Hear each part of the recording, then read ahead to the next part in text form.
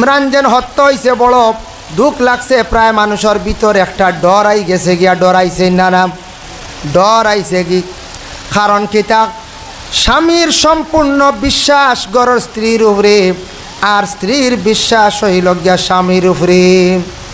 স্বামী স্ত্রীর দৈনন্দিন জীবনের মধ্যে মায়া মহব্বতটা থাকতো, যদি মায়া মহব্বত থাকে না তাদের জীবনটা কাটিয়া যায় না, বেড়াচেরা লাগি যায়। কিন্তু জানিয়া রাখুন বর্তমান বড় কঠিন যুগ, মোবাইলের কারণে বেশিরভাগ বিশৃঙ্খলা দেখা দিছে। প্রায় বিবাহিত মহিলাসকল আপন স্বামীরে ছাড়িয়া অন্য বেগানা পুরুষের সঙ্গে চললা কারণটা কিতাব একমাত্র মোবাইলের কারণে। এর লাগে কিছু সচেতন সারা হওয়ার চেষ্টা করক। বিশেষ করিয়া বাড়িতে কোনো পুরুষরে আউরি না আশ্রয় দেওয়াটা বলা ওরে আল্লাহর বন্দেগানি তাত্তা কি অনেক ফ্যামিলি ধ্বংস হয়ে যার গিয়া। দেখো কয়েকজন মহিলায় এত নিষ্ঠুর মহিলা কীভাবে আপন স্বামীরে যেন বিষ খাওয়াইয়া হত্যা করে লাইলা, কত সুন্দর একটা সংসার রে ধ্বংস করলা। তাই মনে করছেন জীবনে সুখী হয়ে যাইবা, সুখী নাই, সারাটা জীবন তান খান্দনে যাইব, খান্দন ছাড়া তান কোনো রেহাই নাই। এখন তাকে খান্দন আরম্ভ হয়ে গেছে, বাচ্চাইন বাড়ির তান জেলখানায়। আরও কয়েকদিন পরে মানুষে তানরে দোষারোপ করবা, দেখার পরে মানুষে থুক ফালাইবা, ঘিন্না করবা। আত্মীয় স্বজনের বাড়ির যাইবা, মানুষে কইবা স্বামীরে মারনেওয়ালা মহিলা। এইভাবে সারা জীবন মানুষে দেখিয়া মানুষে ঘৃণা করবা, অপমানিত সব জায়গায় জায়গায় হইবা, সারা জীবন খান্দিবা। ছেলে সন্তান বড় হওয়ার পরে এরা বদনজরে মায়ের দিকে তাকাইবা, কইবা মা গো তুমি কীভাবে আমরা আর বাবারে তুমি এইভাবে হত্যা করলাই। সারাটা জীবন খান্দি খান্দি যাইব, সামান্য ভুলের কারণে আল্লাহর বান্দি সারা জীবনের চিন্তাত খান্দন পড়ি গেলাম। কিছু চিন্তার দরকার আছে, কিন্তু মেসেজ আইছে মোবাইলও।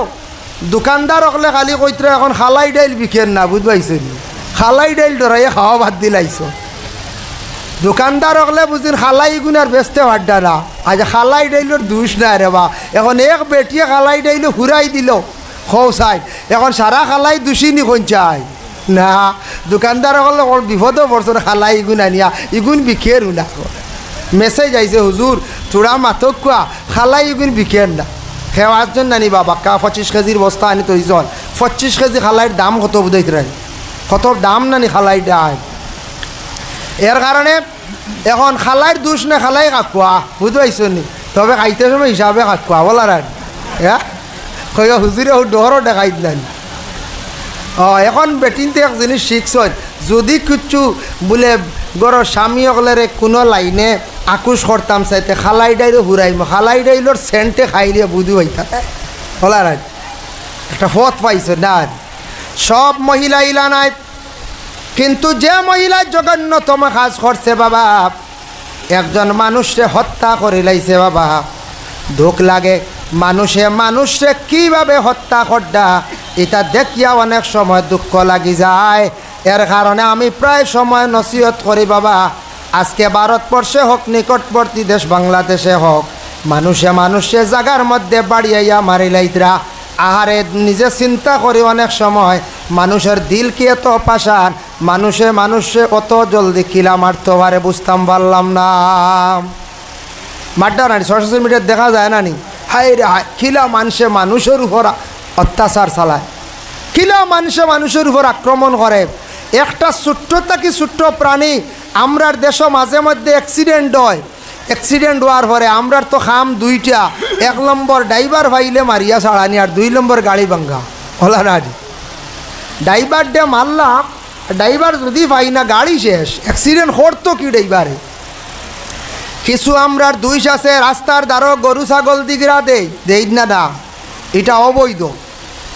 রাস্তার পাশে গ্রামের পঞ্চায়েতর রোড ছাগল দিগরা দি রাখছেন, বাইকালা যার বেড়া খাইয়া পড়ে। এখন সারা দুষ্কিতা বাইকালা আননি, ছাগল আপনার দিগরা দেওয়ার জায়গা নাইনি, গরু দিগরা দিতে আপনার ক্ষেত, ছাগল দিগরা দিতে আপনার জায়গাত। এটা সরকারি রোড, এটা সব যাওয়ার অধিকার আছে। ইগুত গরু ছাগল দিগরা দিতে অধিকার নাই, আইনত আপনি দোষী। আমরা গরু ছাগল দিগরা দিলাম, অনেক সময় অটো গাড়ি বাইক বেশিরভাগ বাড়ি খাই অ্যাক্সিডেন্ট হয়। ন্যাশনাল রোডের মধ্যে আপনি সেই বেসলতে একটা দাগ দেওয়া আছে, হাঁটিয়া গেলে দাগর বাইরা যাইতাম। সাইকেল চালাইতরা দাগর বাইরা চালাইতা। আর আপনি 3 চাকার গাড়ি 4 চাকার গাড়ি আপনি গাইডলাইনও দেখবা আপনি চালাইতরা, তখন আপনি দাগর ভিতরে চালাকুয়া। আর হাঁটিয়া যাওয়ার বেলা আপনি দাগর বাইরে আপনি চলতা। সাইকেল চালাইতরা, ইকানোর কোনো ইন্স্যুরেন্স নাই, ইকানোর কোনো কাগজ নাই, যার কারণে বিশেষ করিয়া আপনার লিগেল চলক গাড়িওয়ালার দোষিবার জলদি প্রয়োজন নাই। গাড়িওয়ালায় ফাটতেও দেখছি, আমারও ড্রাইভারে গাড়ি চালায়, আমিও চালানি জানি আপনার তোর দোয়ায় ফাটতে দেখছি ড্রাইভারে কোনো সময় একটা বেঙ্গর উপরেও দেখছি, সাফর উপরেও গাড়ির চাকা তুলে না। ও গত রাত আমরা খাটিগোলা থেকে আসার সময় খুব বেশি বৃষ্টি ওর বড় একটা ইঁদুর রোড ক্রস করিয়া যার 20,000 খুব স্লো মোশনে আমরা ড্রাইভারে দেখছি, আমার ড্রাইভারে স্লো করছে, ইঁদুরটারে মারছে না।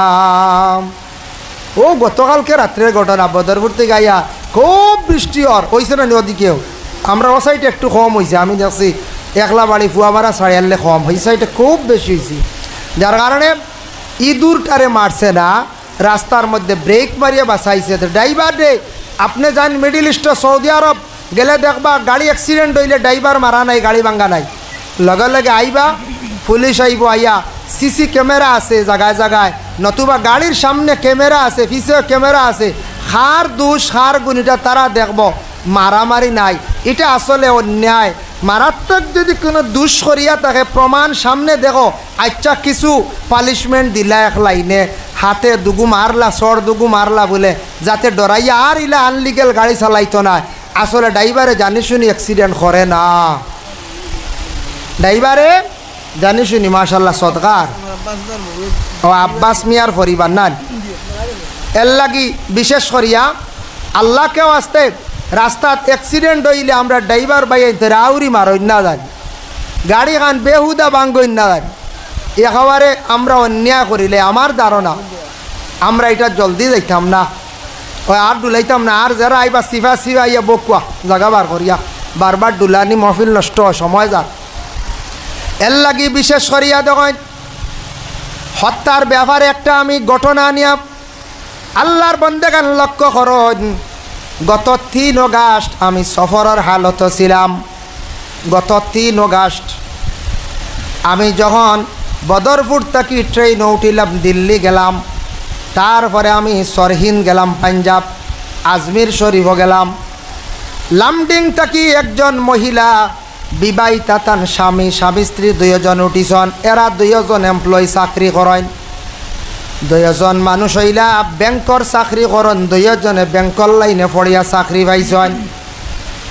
স্বামী স্ত্রী 2 জন দেখলাম, 2 জনের মধ্যে তো মায়া মহব্বত দেখলাম, একজনে আর জনে বড় হাসি ফুর্তি আনন্দ করলাম। হঠাৎ দেখছি এই ভদ্র মহিলায় ছোট্ট একটা ব্যাগ থাকি চুড়ই পাখি একটা ফাঁকির বাচ্চারে বাইরে করিয়া ও ফাঁকির বাচ্চাটারে তাই খাওয়াইতরাম। হিন্দু মহিলা, হিন্দু সনাতন ধর্মের একজন মহিলা বেগত থাকি বাচ্চাটা বাইর করিয়া খাওয়াইতরা। আমরা জিজ্ঞাসা করলাম, বলে সিস্টার এই ফাঁকিটা কই পাইলা, কোন ধরনের ফাঁকি, কেমনে পাইলা?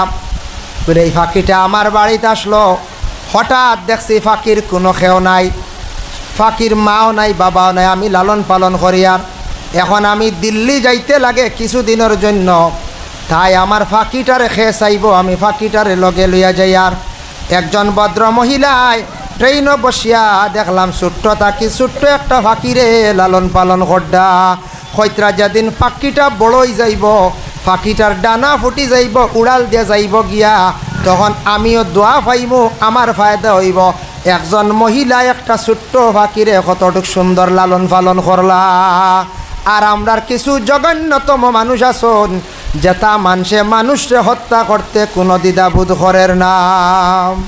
আমি নিজে দেখিও বা একটা ফাঁকিরে লালন পালন করলো একজন মহিলায়, যে মহিলায় বুঝছে এটা একটা প্রাণী, সৃষ্টিকর্তা স্রষ্টার দান করা, এটারে আমি লালন পালন যদি করি, এটার তাকি আমি ফায়দামন্দ হইমো, ওটার আশীর্বাদে আমি আগুয়াই যাইমো। তাই ছোট্ট একটা প্রাণীরে যদি কেউ মায়া যদি করে, তাহলে মানুষ বহুত ফায়দামন্দ হয়। যার কারণে বিশেষ করিয়া হত্যা করা যেটা আছে বড় মারাত্মক। আমরা অনেক সময় ডর দেখাই, অনেক সময় ভয় দেখাই।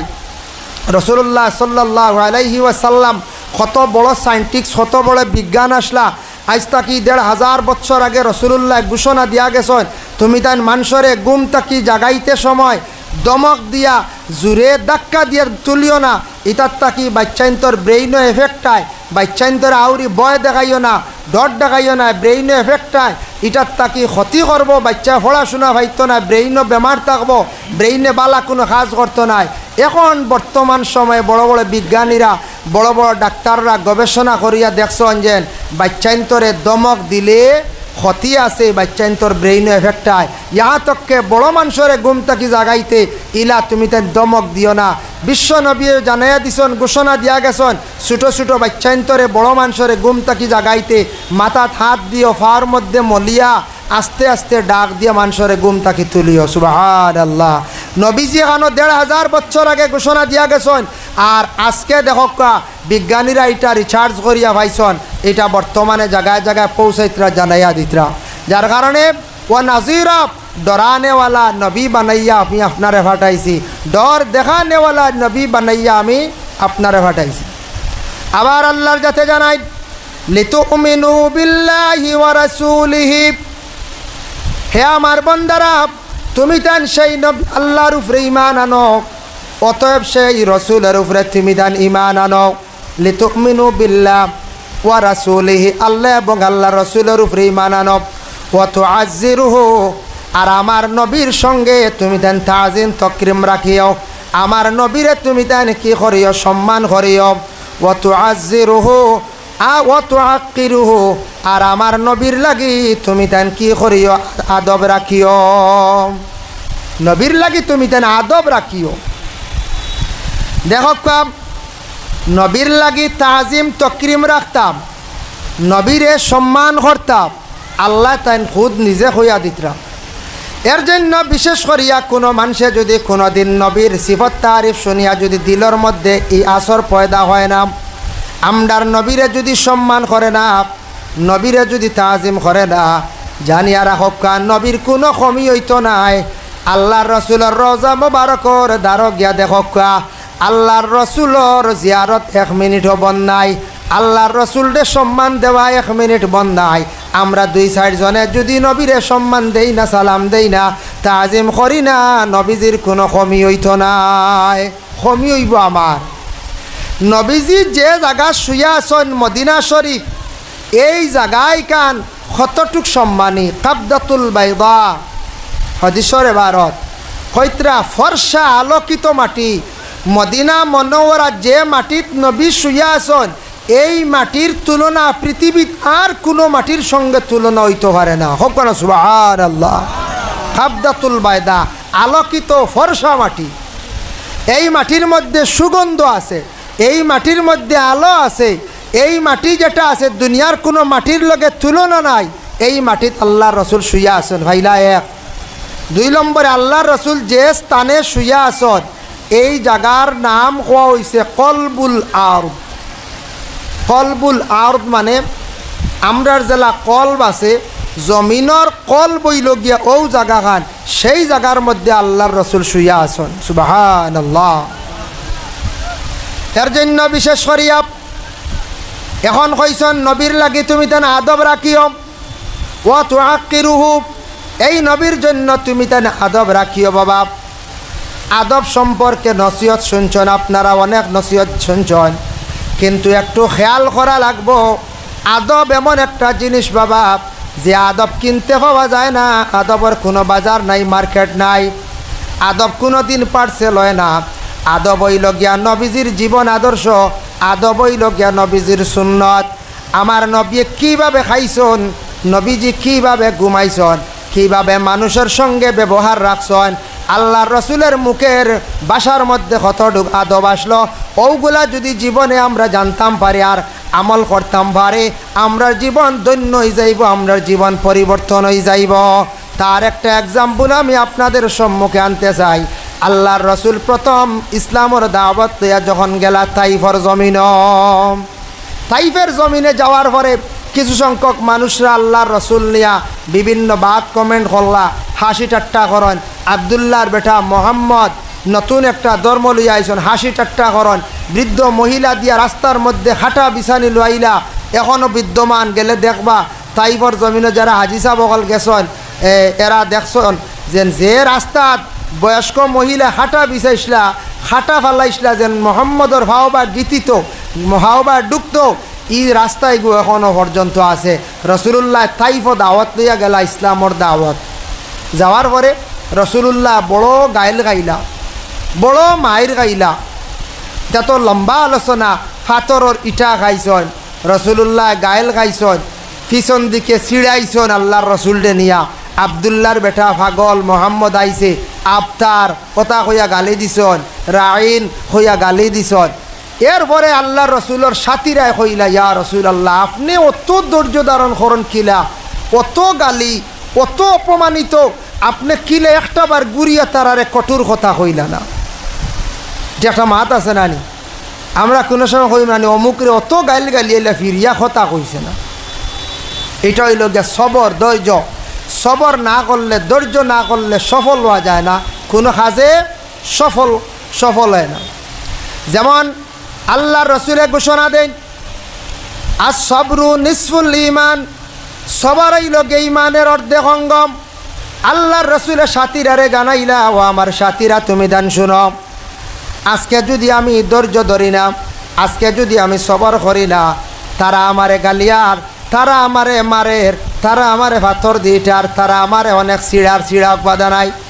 কিন্তু আমি মোহাম্মদুর রসুল্লাহ যদি ধৈর্য ধারণ করতাম পারি না, তাহলে সবর করি না, আমি ইসলামর দাওয়াত কিভাবে পৌঁছাইম? আল্লাহর রসুলের এইভাবে মুখের ভাষা আসলো, এইভাবে নবীজির ব্যবহার আসলো, তাই অনেক বিধর্মী মানুষরা নবীজির মুখের ভাষা শুনিয়া ব্যবহার দেখিয়া ইসলামরে গ্রহণ করিলাইলা। সুবহানাল্লাহ।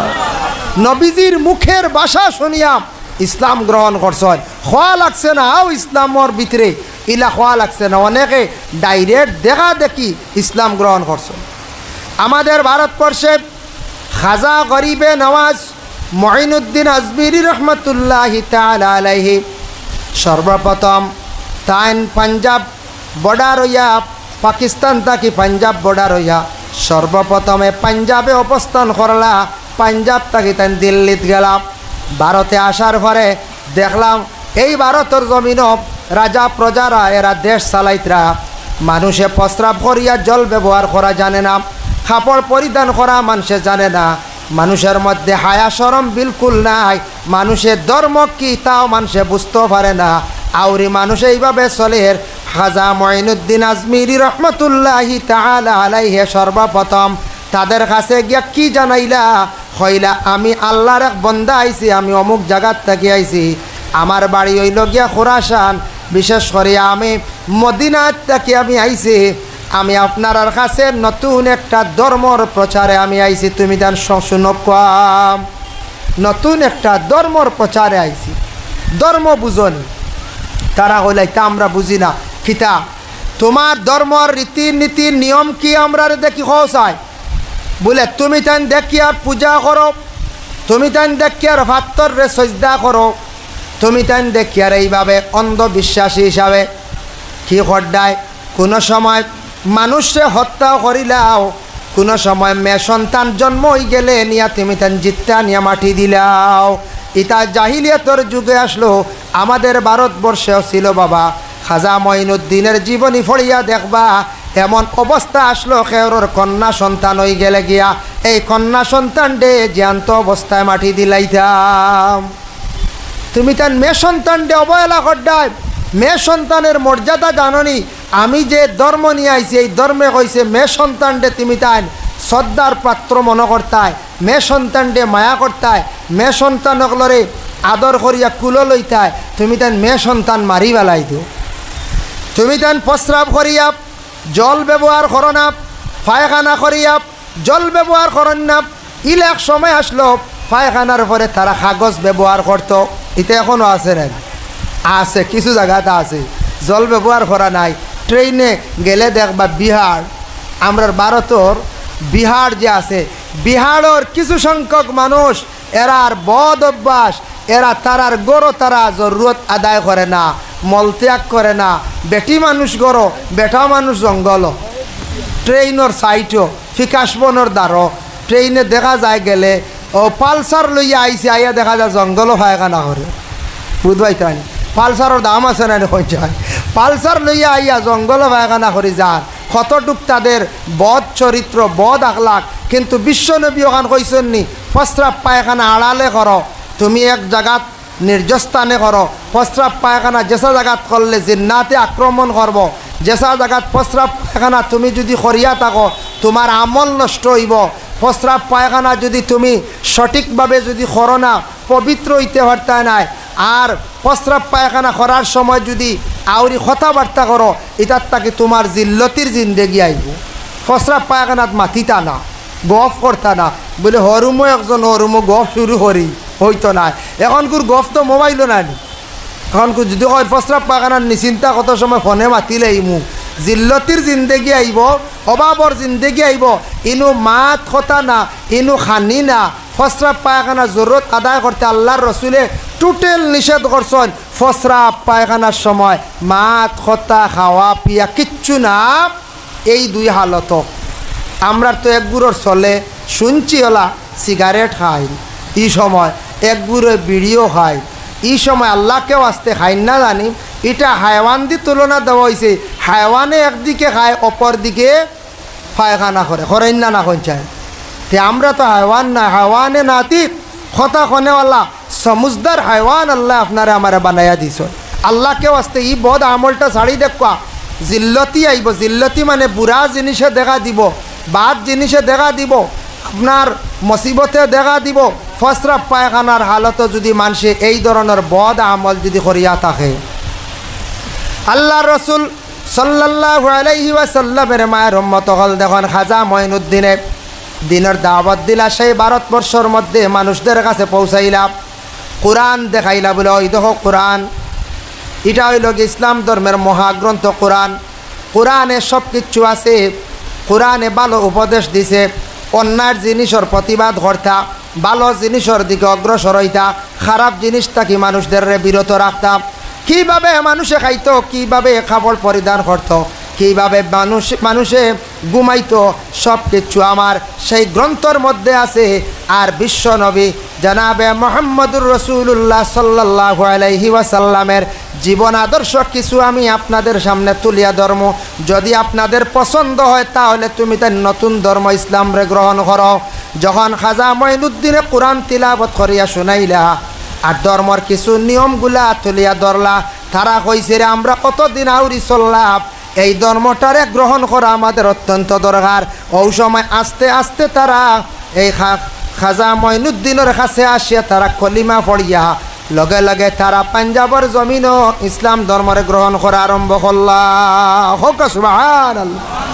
পাঞ্জাবের কিছু বড় বড় রাজা হলে দমক দিয়ে খাদাই দিলা, নতুন খেয়ে আইয়া আরম্ভ করছে ইসলামের প্রচার। খাদাও গেছন দিল্লিত খান্ডেরাও এক বাচ্চা আসলো, সেখানে গেতে নেওয়ার দিনের দাওয়াত দিলাম। এই জায়গাত আবার হাজার হাজার ইসলাম ধর্ম গ্রহণ করলা। এই জায়গাত তাকি আবার তাইন গেলা গিয়া আজমির নামক জায়গাত আল্লাহ রসুলের যে জায়গার কথা ইশারা করিয়া কইসলা সেই জায়গাত গেলাম। লম্বা ইতিহাস বাবা। খাজা মঈনুদ্দিনে এই ভারতবর্ষে আসিয়া কলিমার দাওয়াত দিছন, ইসলামের দাওয়াত দিছন। আর আমাদের পার্শ্ববর্তী দেশ বাংলাদেশ, সেই জায়গায় শাহজালাল মুজাররদে মনি রহমতুল্লাহি তাআলা আলাইহি, উনার আপন বাগিনা শাহফরান রহমতুল্লাহি তাআলা আলাইহি, ওরা কি করছেন ইসলামের দাওয়াত দিছন, কলিমার দাওয়াত পৌঁছাইলা, যার দ্বারা তাদের কাছে নবীজির জীবন আদর্শ দেখিয়া অসংখ্য বিধর্মীরা কি করলা ইসলাম ধর্মরে গ্রহণ করলাম। তাই বিশেষ করে নবীজি দাওয়াত লইয়া গেছেন, কলিমার দাওয়াত দিছেন, হয়ে গিয়া তাইফর জমিনে বহুত মায়ের খাইলা, কিন্তু নবীজি বড় সবর ধৈর্য ধারণ করছে, ধৈর্য ধারণ করলা। ধৈর্য না ধরলে মানুষ কামিয়াব হইতে পারে না, এখান জানিয়া রাখবা। যার ধৈর্য নাই এই মানুষ জীবনে কোনো কাজও কামিয়াব হইতে পারতো না, ধৈর্য লাগবে। কারণ ধৈর্যকারীর আল্লাহ কইছেন, নবীজি কইছেন ইমানের অর্ধেক অঙ্গ। আর কোরআনও আল্লাহ কইছেন ইন্নাল্লাহা মাআস সাবিরিন, ধৈর্য হইল গিয়া ধৈর্যকারীর সাথে আমি আল্লাহ থাকি, আমি আল্লাহর ধৈর্যকারীর সঙ্গে থাকি। এর জন্য ধৈর্য মানে সবর, যেটা এটা ইমানের অঙ্গ। প্রত্যেকে আপনার আমার ধৈর্য ধরতাম। ধৈর্য দেখেন, উদাহরণ দুই একটা দুনিয়াবী উদাহরণ আপনাদের সম্মুখে আমি তুলতে চাই। দেখেন, মনে করব কোনো এক যুবক ভাইয়ে পড়াশোনা বাদ দিলাইছেন, ক্লাস 7 পর্যন্ত পড়িছেন, মেট্রিক পর্যন্ত দিছেন। এখন বাবা কইছেন রে বা তুমি তো পড়া বাদ দিলাইছ, কোনো কাজ শিখক। হাতের যদি কোনো কাজ থাকে না, তাহলে মানুষের তেমন কোনো জমিনও মূল্য থাকে না। এক ছেলে যদি বাবার ঘরে তখন বাবার হোটেল সম্পদ আছে, পাম্প আছে, পেট্রোল পাম্প আছে, বিটা আছে, বিল্ডিং আছে, তাই কিচ্ছু যদি জানেন না, আউরি যে চাই মেয়ে বিবাহ দিতে একটু চিন্তা করবই না, না যায় চিন্তা করব। মেয়ে বিবাহ দিতে একটু চিন্তা করবো, কইব এন কিচ্ছু জানেন না, খানও দিতাম, বাপর সম্পদ আইজ আছে, খাইল নাও থাকতে পারে, এই খাওয়াই বা কিলা আমার হুড়ি, তার লাগে হাতর কাজ লাগে। দেখো কোনো ছেলে যদি কাজ শিখতে যায়, ধৈর্য লাগবো। যেমন মেস্তরি যদি রাজমিস্ত্রি কাজ শিখতে যদি চান, তাহলে প্রথমে যুগালি করতে লাগে। আমরার দেশের একটা নিয়ম, হেডমাস্টরে ফাঁসিবা, হইবা ফাট্টা ধরো, মশলা বানাও, অন ধরো, হন ধরো, ইট আনো। এই সময় যদি আমার বাইয়ে যদি ধৈর্য ধরে না, 6 মাস হোক, বছর হোক, 2 বছর পর্যন্ত যদি ধৈর্য ধারণ করতে পারে না, সবর করে না, কোনো দিন ভাই জলদি মেস্তই রইতে পারতা না। পারবেন যদি ভালোই আইন, যদি কিওর ফাট্টা ধরাইটা বুড়া লাগে, আর মেস্তই রইতে পারবেন কোন চাই না। এখন মেকানিক্স হইতে হইলে আর এক মেকানিক্সর দাল দেওয়া লাগবো না লাগবো। মেকানিক্সে গেলে হইলে কইব র্যাংস গুণ চিনাই, কইব 8 দেও, 16 দেও, 22 দেও, হগু দেও, জেক তুলো, খালি টায়ার খুলো, তা কইব না, হতাশ তুলো, প্লাগ খুলো, তা কইব। এখন যদি র্যাঙ্ক চিনতে যাই গিয়ে 1 মাস, আর কইবা কিতা বাবাই দিলা মেকানিক্স হইতাম, গিয়ে খালি র্যাঙ্কস বুয়ায় খালি হইয়া যদি ভালাই যাবে, আর মেকানিক্স হইতে পারবাই না, আর মেকানিক্স হইতে পারতা না। ধৈর্য লাগবো। প্রধানমন্ত্রী শেখ হাসিনা এক দেশের একজন সরকার আসলা, বাবা একজন দেশের প্রধান নেতা আসলা, তাই দেশের শিক্ষার্থীরা বিশেষ করে আন্দোলন করার কারণে দেশ তাকে তাড়াই দিলা। শেখ হাসিনা দেশ ছাড়িয়া যখন হেলিকপ্টারে উঠিয়া ভারতে অবস্থান করলাম, আমি এক সময় চিন্তা করি, হায় রে হায়, একটা দেশের প্রধানমন্ত্রী হইতে কত মেহনত লাগে। দেশের প্রধানমন্ত্রী আসলা 1 ঘন্টা আগে, আর 1 ঘন্টা বাদে ভারত আগরতলাতে সাধারণ এক নাগরিক হয়ে গেলাম। আল্লাহ তক চিনাইয়া নিতে সময় লাগিল, আল্লাহ সময় লাগে না। একটা সিংহাসন ছিনাইয়া নিতে মাত্র 1 ঘন্টা সময় লাগছে। 1 ঘন্টা আগে আসলা প্রধানমন্ত্রী, 1 ঘন্টা বাদে দেখা যায় সাধারণ মানুষ, কোনো পাওয়ার নাই, কোনো শক্তি নাই। আজকে আমার বাইরে জীবনে আল্লাহর ডর দিলের মধ্যে জায়গা দেন, আর আল্লাহর দরবারও খান্দক্কা। বাবা খান্দনের মধ্যে কত ফায়দা আছে দেখক্কা, কত ধরনের খান্দন আছে, কিন্তু একটা খান্দনের মধ্যে সবচাইতে সওয়াব বেশ, ফায়দা বেশ। কোন খান্দন দেখক্কা, ছোট বাচ্চা খান দিলে দেখুন জানি সেই খান্দনের কারণে মা কুলের মধ্যে নে দুধ পান করায়, কারণ বাচ্চার খান্দন ছাড়া তার কোনো বাসা নাই। বাচ্চা খান দিলে তো মায়া আদর করে না নি। যে বাচ্চা জন্মর পরে বেশি খান দিলে কিছু ফায়দা আছে। খান দিলে বিজ্ঞানে কইছে হার্ট ভালো থাকে, আর বলে নবী যে কইছেন যে বাচ্চা কিছু খান দিবই করে হায়াত বেশি বাড়ে, সুস্থ থাকে। যার কারণে বেশি খান দিলে তবিব করক, আর একবারে না খান দিলেই তা বাচ্চান বেশি বেমারি থাকুন, একবারে না খান দিলে দেখবাই গুণ তবদিল মুখা থাকুন। এর কারণে কিছু খান দিত, আর বাচ্চা না খান দিলে মায় খাওয়াই খানি খান বুধ হইত নাই। এর জন্য বাচ্চা খান দিলে মায় নিয়ে খাওয়ায়। আর কোনো বিয়া বাড়ির দেখবা মহিলা খান্দি বাবার বাড়ি ছাড়িয়া স্বামীর বাড়ি যায়। কোন যুবক বাড়ি ছাড়িয়া বিদেশ বাড়ি যাইতে সময় খান দিয়া যায়। কোন যুবক দেখবা বিদেশ বাড়ি থাকি বাড়িতে আসার সময় খান্দি আয়। ইতইলগে মায়ার খান্দন, বা মারা গেছন মা মারা যাওয়ার পরে দুঃখের একটা খান্দন। কিন্তু যত খান্দক পাপ, ই খান্দন হইছে গিয়া আপনার একটা খান্দনের রহস্য আছে। কিন্তু বন্দা যদি আল্লাহর জাতরে ডরাইয়া, আল্লাহর আযাবরে যদি সে ডরাইয়া বন্দা যদি খান্দে, সেই খান্দনের মধ্যে আল্লাহ সব থাকি বেশি সওয়াব দান করেন। ও কাগজের মধ্যে লেখা হয়েছে কিবা তো একটা খালো খালি দিয়ে কাগজের মধ্যে বাবা যখন লেখিবা লেখার পরে যদি লেখার মধ্যে যদি পানি পড়ি যায় লেখাটা দেখবা জাপস হয়ে যায় গিয়ে আস্তে আস্তে মিটি যায়। মানুষে অলাক গুনাহ করলে গুনাহ করার পরে গুনার কথা স্মরণ করিয়া যেই সময় বন্দা খান্দিব খান্দার পরে আল্লাহর বন্দার বিশেষ করিয়া এই খান্দনের লগে লগে তার আমল নমাত থাকি গুনাহওয়ালা আস্তে আস্তে মিটি যায়। সুবহানাল্লাহ। বাইরে জীবনে যত বেশি করিয়া নিরাইনি গুড়ে রাত্রির বেলা খান্দিবা তত তোমার ভবিষ্যৎ উজাল হইব সুন্দর হইব। এর কারণে খান্দক্কা বেশি করিয়া জীবনে দয়া করিয়া আল্লাহ জমিন অভাব কোনো কিচ্ছুর রাখতো নাই রে বন্দা। দয়া করিয়া মাঝে মধ্যে লুকাইয়া আল্লাহর কাছে কিছু খান্দক্কা। শয়তানে খান্দিছে কিন্তু কোনো কামও লাগছে না। শয়তানে যা খান্দন খান্দিছে আহসানুল মাওয়াইজ কিতাবে লেখছেন মুসা নবী একদিন এক নদীত গিয়ে হাত ধুইছেন দেখুন নদীর পানি গরম। আপনার অর্থাৎ ছোট নদী আছে না নালা ইটা যদি একেবারে আষাঢ় মাস গরম যদি রোদ দে 45 ডিগ্রি থাকে এর পরে নদীর পানি গরম হয়নি। মুসা নবী দেখুন এক নালার পানি কিছু গরম গরম কইলারি কিতা ব্যাপার উজাইয়া রানা দিছিল উফরে দিয়া যাইতে যেতে গিয়া দেখুন আর একটা পাহাড় থেকে ছোট্ট এক নালা বা পানি ওটাও কিছু গরম কুসুম গরম আর কিছু গরম কিতাব লেখছেন। গিয়া দেখুন টিলার উপরে পাহাড় সৈদাত পড়িয়া খালি খান্দে কইলার ইগু কি অত ভাড়া খান্দে আর ইগুর চকুর পানি বাইয়ার নদীত গিয়া পড়ে কি যা চকুর পানি বুঝাইতরানি আর আমরা সিফিয়াও একুটা বার করতে পারি না। হ্যাঁ কি জাত খান্দন বুঝাইতরানি খান্দন যদি খেয়ে আয় নাও ভালা চকুর পানি কিছু গরম নানি উমলি গরম না খেয়েও কইতে পারতা না যদি খান্দন উন্দন না খাবারে খান্দক কয় একদিন আর খান্দন এত পিঁয়াজ দিও আর নকুয়া বেটিনতে পিঁয়াজ চালিলে খান্দন আয় না আয় না চা আমি খাইতাম না আমি সাদা চা খাই না ক্ষতি করি না খামলে লাগতো না।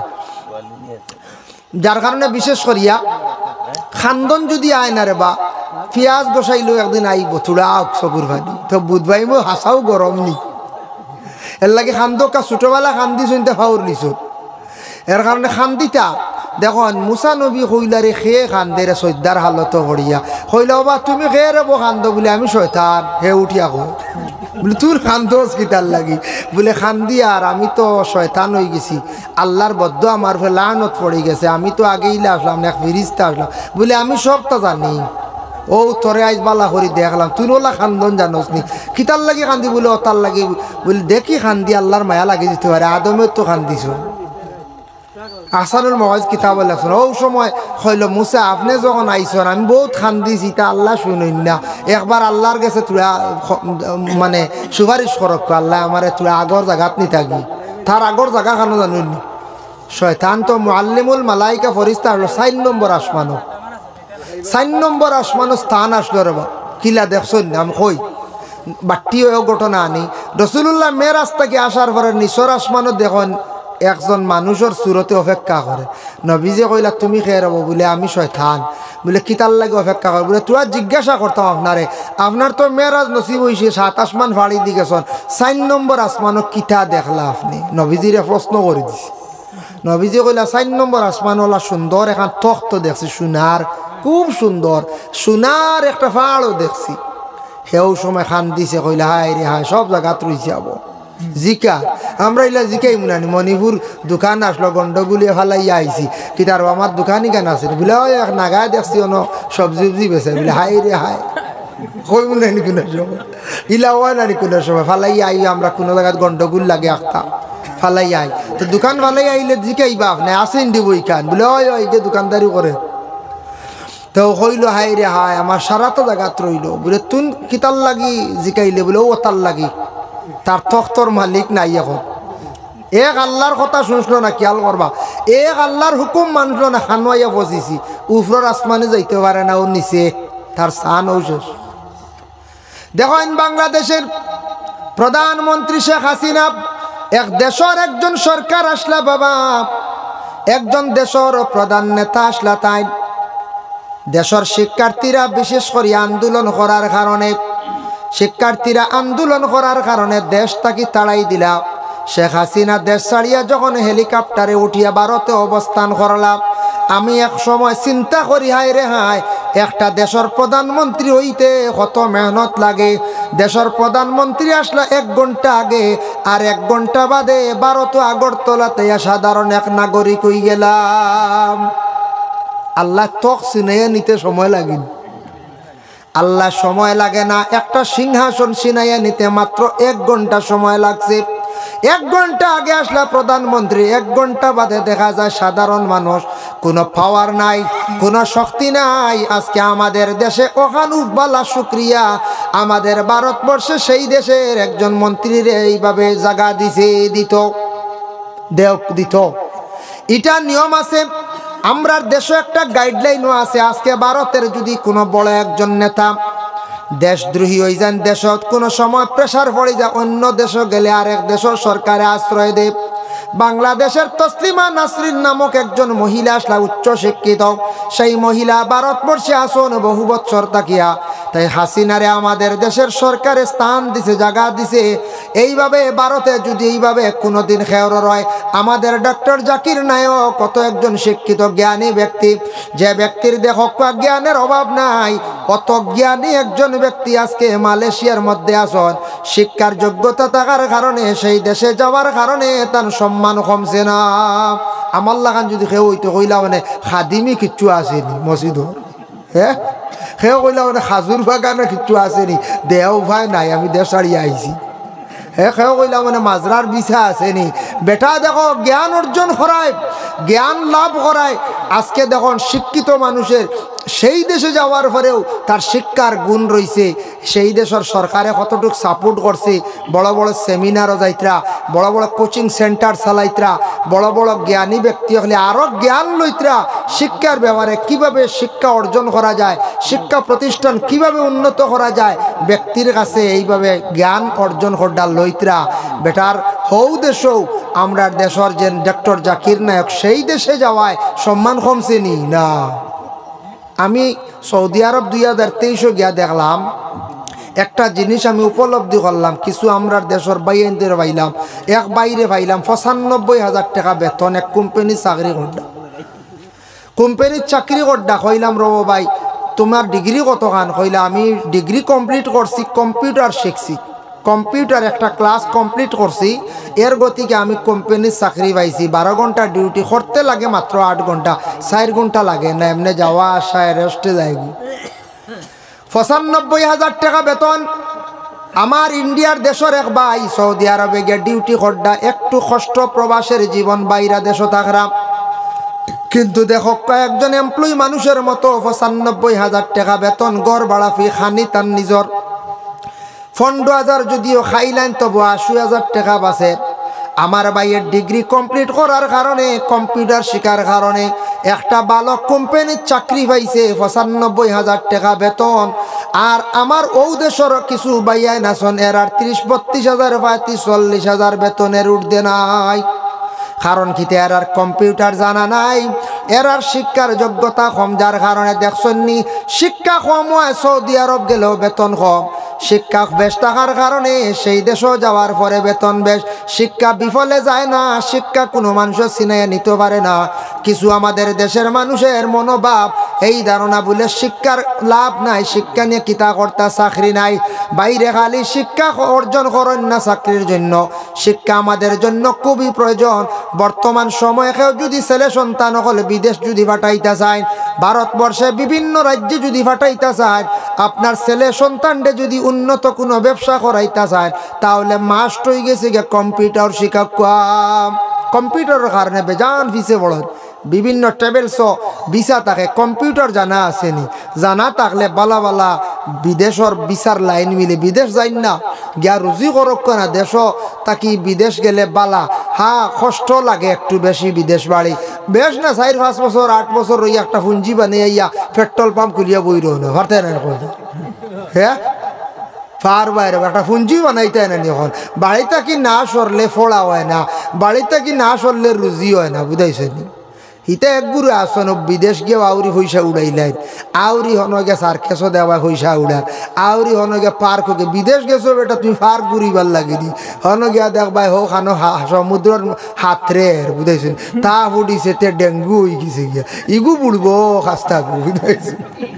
বিদেশ গেছো রুজিত গেছো হলো রুজি হর ফাঁকানির কায়দা আছে এতে পার্কও গে হয়েছে উড়াই দিন আগলা থেকে ওখান দেখি লাস না বা হ্যাঁ ইনুকে হয়েছে উড়াস কিরিব এর একদিন আমার গেছে এক গিয়ালা মোবাইল এগু দেখার এগুর দাম 43,000 টাকা বিবো সেট এগু দেখাইছে আমি বললাম রে আল্লাহ দিগু তুই কিলা লইলি রে বয়সে বহুত পুরো 22-23 বছর হইব হইলো এটা আমরা লইতাম পারবো তা আপনারা হারতে না ছিড়া আপনারা আমার ছিড়া কর আমার ওগু দেখছো ওই তখন টেম্পার ভাটা লাগাইতাম সময় ভাইয়ান না স্যার বুঝাইছেন তেইগু বেশ দামি সেট না 19,000 টাকার সেট আছে যাও হইল তা আপনারা হারতে না আপনারা খালি ছিড়ামি করবা খালি আমি বললাম বাচ্চারা বা ছিড়াও বলা এগু লইলে কিলা রে আমি তারে কইলাম তুমি কিতা খরচ কয় আমি যোগালি করি দেখছি হে যোগালি করে 43,000 টাকার সেট লই দিছি কইলাম এগু কিলা লইলে খসাই মিজোরাম তাকে আর কইলাম কিলা লইলে বলে তো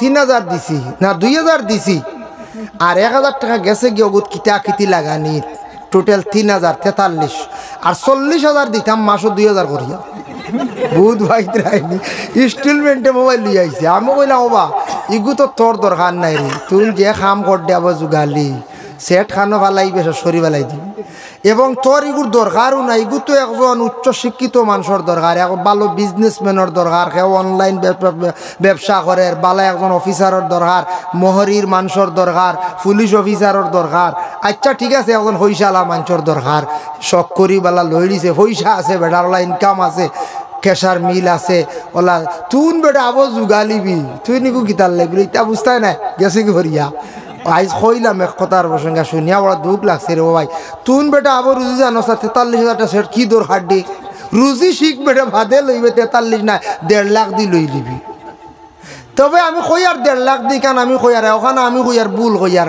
কথার প্রসঙ্গে কইছি আচ্ছা কোন 1.5 লাখ টাকার সেটে কোনোদিন কইছিলেন বুকুত লাগলে গুম লাগবো আর আমি ইলা কইছে নি সেটে বলে আইফোন নকু গড় রাখলে ইগে রাইট এসির লাখান বাতাস দিব ইলা আসেনি কই যায় বলে আইফোন লগে রাখলে জ্ঞান বাড়ি দিব ইলা কিচ্ছু আসেনি এ একেবারে বেকার ও কথার নেটটা একটু ফাস্ট চলবো পিকচারটা সুন্দর আনবো তাও আর কিচ্ছু আমি দেখি না বলে আইফোনে গুম লাগাইব আইফোনে ব্রেইন বাড়াইব আইফোনে আপনারে বেশ করে সম্মানী বানাই আর কতখান নিব গিয়া এক জরাও না ভাই ইতাত পয়সা করছিও না রে ভাই এটা হলে এক সময় আইব করছি ভাই ইতাত বিদেশ বাড়ি যাও রুজি করো আনলে দেশও রুজির লাইন করো কারণ মানুষের জীবনটা একবারে সংক্ষিপ্ত জীবনটারে সাজো লাগাও মেহনত করো আল্লাহদারি ব্যাপারে মেহনত করো দেশের রুজি রোজগার ব্যাপারে মেহনত করো নেশা জাতীয় জিনিসরে বর্জন করো ভাই লাইফ গঠন করো জীবনে ভাই দামন্দই ভাই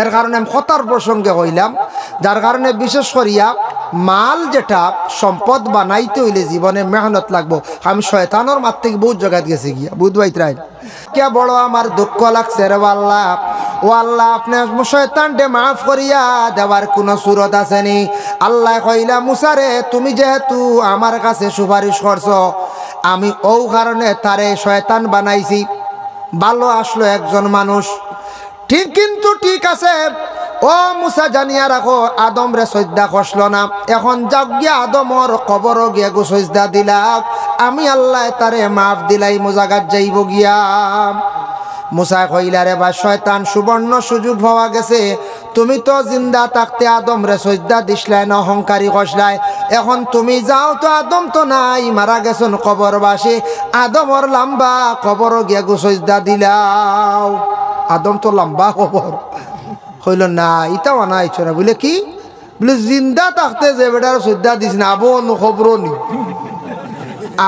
আমি দিতাম না মুসাই কইলা রে আল্লাহ আমি শর্মিন্দা ও আল্লাহ আমি তোরা সুপারিশ করলাম শয়তান তো কথা মানল না আল্লাহ জানাইলা মুসা জাননি তার ভিতরে কতটুক বেমার দেখছনি কতটুক অহংকার এই কারণে সে এই স্তরে গিয়া পৌঁছিছে এর লাগি অহংকার করলে মানুষের পতন ঘটে বাবা ধনর অহংকার করতাম না শরীরের অহংকার করতাম না যে মানছে জীবনে অহংকার করব তার পতন ঘটিব জানিয়া রাখবা দেশের সরকার হোক সরকারের পাওয়ার চিরজীবন থাকে না বাবা যদি কোনো সরকারে দেশ সুন্দর করে চালায় চিরজীবন তাইন থাকবা, যতদিন তান শরীর বালা থাকবো, সচ্ছল থাকবা, রিটায়ার্ডের আগ পর্যন্ত থাকবা। আর যেদিন যে দেশের বাদশা সরকারে মানুষের উপর জুলুম অত্যাচার করবা, আল্লাহর জাতর বরদাস্ত হইতো না, তান পতন ঘটব, তাই ধ্বংস হইবা। এর জন্য বিশেষ করিয়া বাইরে, যার কারণে আমওয়ালুকুম ওয়ালা আওলাদুকুম, মাল আপনারা আল্লাহ দিব, হমক বেশক আল্লাহ দিব, তবে মাল বেশি যদি পাইবার খেয়াল থাকে আল্লাহর কাছে দোয়া করো, খান্দো আল্লাহ জমিনের মধ্যে মালওয়ালা একদিন বানাইবা। নিয়ত খান রাখন জানি, ও আল্লাহ আমারে যতটুক মাল সম্পদ দিছো আল্লাহ আরো বাড়াইয়া যদি দেও, আমি কিছু তোমার রাস্তার মধ্যে খয়রাত কর্ম। ও নিয়ত করলে কিছু মহকির রে, মিসকিন রে, মাদ্রাসায় তোরা তোরা যদি দিল তাকি দেওয়ার হো, আল্লাহ আরো যদি আমার সম্পদ দেও, আমি তোমার রাস্তার মধ্যে তোমার গরিব বন্ধ হলে আমি আল্লাহ সাহায্য কর্ম। আল্লাহ বেশক ই বন্দার জমিন সম্পদ বাড়াইয়া দিবা। ফয়লাও নিয়ত ইকানা নইনা জানিও, আল্লাহ দৌলত যদি আমারে দেও রে বা আল্লাহ এখান থার গাড়ি লইমু, ইখান না ফয়লা কোন জান নিয়ত বালা নিয়ত আনে, আল্লাহ আমারে দৌলত দেও, আমি কিছু মাদ্রাসা দিমু, মসজিদও দিমু, গরিবরে সাহায্য করমু। ও দৌলত আল্লাহ দিও বাদে কইও আল্লাহ বড় শখ গেছে রে, এখন গাড়ি ছড়িতাম লো না বাদে গাড়ি আল্লাহরে খুশ করিয়া যথা মনে করো, কন্যানি বাপরে খুশ করিয়া যাবা মনে কর যাও। হ্যাঁ, বাপ তো গার্জিয়ান নানি, তে আল্লাহ ইলা খালিক ও মালিক। এর জন্য আমওয়ালুকুম, আওলাদর কারণে, আওলাদর কারণে তুমি তার আমার জিকির তাকি বঞ্চিত হইও না, আন জিকিরিল্লাহ, যাতে তুমি তার জিকির তাকি সরো না। আওলাদ যখন আমরা জীবনে পাইমো, আওলাদ হওয়ার পরে আওলাদ গুনতার জীবনে প্রকৃত মানুষ বানাইবার চেষ্টা করতাম, তাদের রে সুশিক্ষা শিক্ষিত বানাইবার চেষ্টা করতাম, ইসলামিক জ্ঞান অর্জন করাইতাম, তাদের রে আদব শিখাইতাম। এটা আমরার মা এবং বাবার উপরে কর্তব্য। আমাদের দেশে নতুন একটা বেমার আইছে, ভাইরাস, আপনারা খবর পাইতে পারেন। আপনার এলাকাত হয়তো নাই, গ্রাম অঞ্চলে আবো কম, শহর অঞ্চলে একটু বেশ। কিছু কিছু মহিলা হলে ফ্যাশন করিয়া ছোট সন্তান পাওয়ার পরে 1-1.5 মাস দুধ খাওয়াইয়া, বাচ্চার দুধ বন্ধ করিয়া বাজারি দুধ খালি খাওয়াইত্রা, ফিডার খাওয়াইত্রা। নতুন একটা আইসি স্ট্যান্ডার্ড, কিতার লাগে জানি মা হলে কোন বুঝি তা দুধ খাওয়ানি বুড়া লাগে বুঝি, এরা বুঝির হইছো নলা আমরা শুনছি। বা খেয়ে কোন বলেন দুধ খাইলে বাচ্চা 2 বছর খাইলে মার বুঝেন ফিটনেস নষ্ট হয়ে যায়, বুধ ভাইত্রানি ফিটনেস জায়গার থাকতো, দুধ বন্ধ কর। বিশ্ব নবী ঘোষণা দিয়া গেলাম, একটা সন্তান পাওয়ার পরে মা জননী পূর্ণ 2 বছর পর্যন্ত দুধ পান করাইতা। এটা তান উপরে হোক, স্বামী এটার মধ্যে সামিল থাকতা, স্বামী সন্তানের দুধ বন্ধ করতা না। নবী যে ফরমায়, মায়ের দুধের চাইতে এর লাগান দামি দুধ আর পৃথিবীর জমিনে আর নাই, এর লাগান মূল্যবান আর দুধ নাই। এই দুধটা পূর্ণাঙ্গভাবে খাবাও, তোমার বাচ্চার ব্রেন ভালো হইব, হার্ট মজবুত হইব, বাচ্চাটা সুস্থ হইবার কারণে বাচ্চারে 2 বছর পর্যন্ত দুধ পান করাও।